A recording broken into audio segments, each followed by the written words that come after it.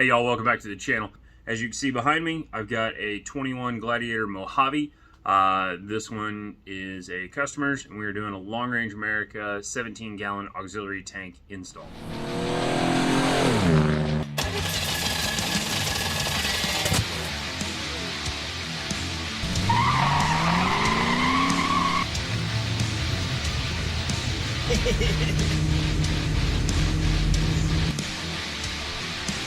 Click that like button and subscribe to the channel. Also, if you would like more content, follow social media at CodyCrafted on Instagram. Alright, so on to this one. As you can see behind me, I've got a 21 Gladiator Mojave. This one is a customer's, and we're doing a Long Range America 17-gallon auxiliary tank install. So I ran into a little issue, and it has nothing to do with the LRA tank. I just happened to be doing the LRA tank. Dodge, Jeep, Chrysler, Fiat, Stellantis, Diamond Star Motors, Daimler. I think I covered most of them. Anyways, so Plymouth. Yeah, that one. Mind-blowing. Anyway, so they like to put thread locker on a lot of their bolts, and what I've run into a lot of times is that that thread locker makes those bolts not want to come out. It's kind of the idea, right? And really what I normally do is either apply a little bit of heat if you can get to it, and then the other method is you run the bolt out, especially big frame mounts, body mounts, that kind of stuff. You run the bolt out maybe a ½ inch or so with an impact, put it back on forwards, run it back in, let it clear the crust off, try to run it back out, run it back in, run it back out, run it back in. It's hard on the threads, but it does heat up, and it usually causes that locker to release. It's really good for body mount, especially if you're doing sliders that are body mount, use the body bolts. So anyways, I was using my normal technique, and I got 4 of the 5 pieces of hardware for the transfer case skid plate off. One of them hung up, and for the first time I've ever had an issue on a newer vehicle like this, the swedged in threaded insert in the bottom of the frame has come out. So let's take a look at how we're going to try to fix that problem. As you can see here, we've got our LRA tank already installed. It's all plumbed. I just got to tidy up the wiring and run the switch inside. The first step for this installation is removing this transfer case skid brace.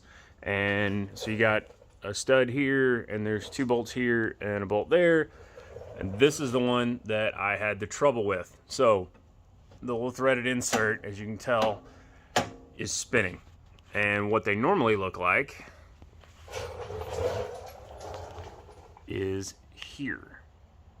So you can tell it's kind of swedged in. It's not a weldment. It is done by friction and pressure. So that is the issue. The threads here, this thing is spinning and the frame is staying still.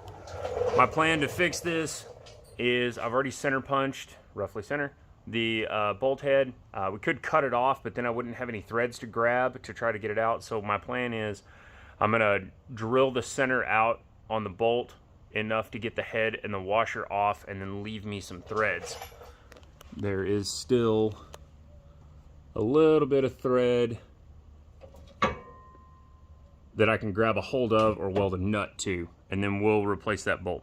So center punch, and I've locked it because it's going to spin on me otherwise. So I'm going to try to drill this out. Okay, so we're going to start with something relatively small, like a 1/4 inch or so.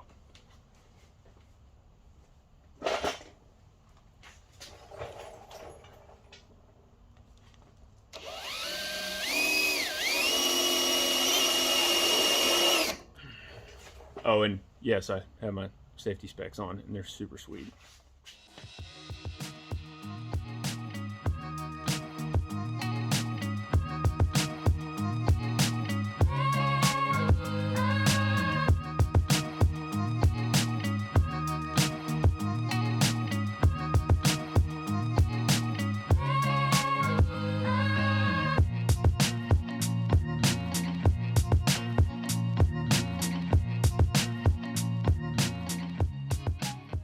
All right, here you go.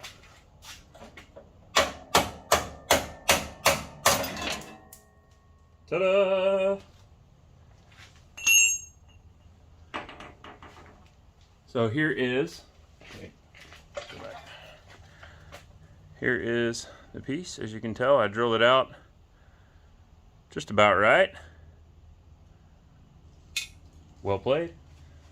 All right. Now,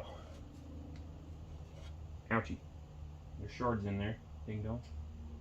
Ouch! Okay, so now the problem is, look up here. We got a hole. That's where the threads are supposed to be.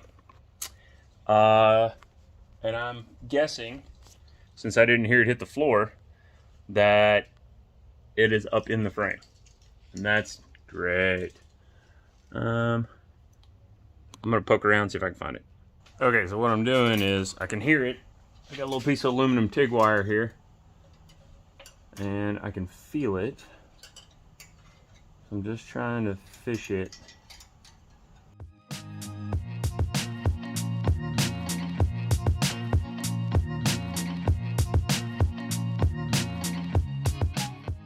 There she blows. Okay. So, the question at this point is, what is it going to take to get it to sit back down in there? It is jacked. Now you're jacked. Now I'm jacked, okay.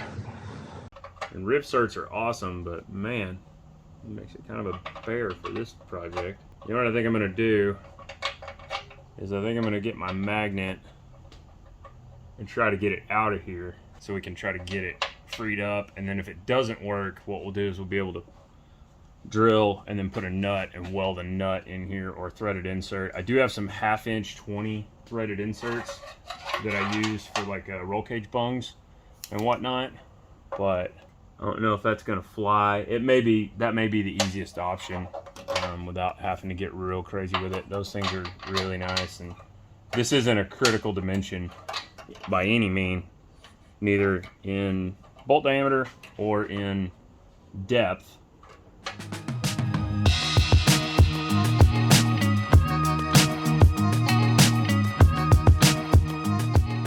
There it is.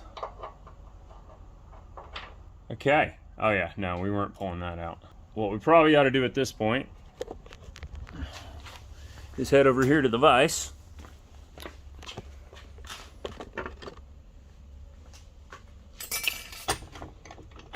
And it's got flats on it, so that's cool. And we know we can only go one way with it. So we'll try that. Let's get some big boy vice grips. That dude ain't coming out of there. Alright, slight change of plans. Hold that thought. Okay guys, so these are All-Star Performance. Obviously these have been sitting on the shelf for a while. Weld On Nuts 4-pack, part number 18556. So we're going to use these guys. I have used these for skid plates before. As you can tell, hardware diameter is actually slightly larger. This guy's going to throw in here. I believe that's a 1/2 inch. Yes, it is. I use these for fabricating skid plates on stuff. So we'll drill a hole in the bottom of a cross member or a frame rail or whatever, and then we'll make our skid plate and then use big button head big boys like this. So this will work just fine. Our diameters here are really close. Let's go check.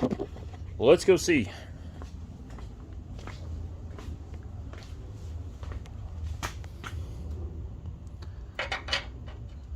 Oh, are you kidding me? Are you freaking kidding me? How awesome is that? So that'll bolt just like that. It's supported. It's not a problem. I mean, it would be great if it was flush, but honestly, this thing's just stamped tube anyway. There's one up here, kind of the same deal. It would be nice to countersink this in, but in all reality, it really doesn't matter. Our bolt diameter is fine. We'll put a washer under it so that it jives. And Yahtzee. So now all I gotta do is clean this off, weld around this, and we're good to go.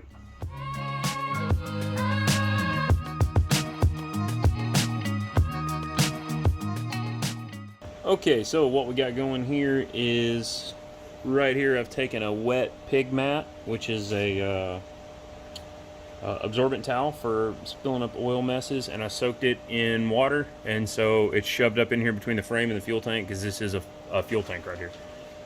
So don't be stupid if you're going to do this kind of stuff. This is kind of not for first timers, this portion of it.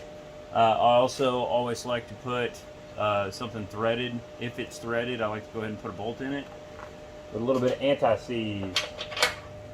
And I loosen as I drop it. I must have dropped it. I loosen this bolt right here so that we've got a ground point nearby. I have found that the closer your ground is to whatever it is you're welding on, the less likely you are to have issues, especially on automotive electrical systems.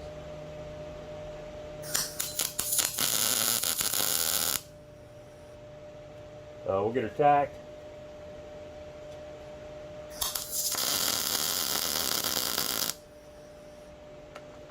And that ought to get us going.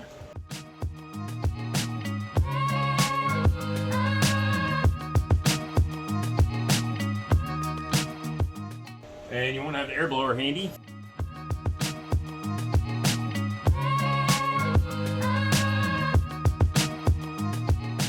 Alright guys, so we're going to let that cool down for a second, and I will get it installed and I'll show you the end result. Alright, as you can see, we're all bolted up and everything is tidy. Got a nice big old 1/2 inch button head in there, so it's very obvious if he's ever at the dealership that that is not the right bolt. That bolt goes in there for a reason. The rest of them are fine thread. This one is a little more coarse, but it will be totally sufficient for the task at hand. I actually had to fight these guys right here to get them back in. They had to go, yep, using that technique. All right, if you would like to see more of what I do here, hashtag build cool shit, and join us on Patreon if you like what I do. I thank you so much. Come check out our LRA tanks. Add more fuel capacity to your ride, whether it be an overlander or a hot rod or a race car. If you guys need something, give me a buzz. I'm happy to help, and we'll see you on the next one. Thanks for joining.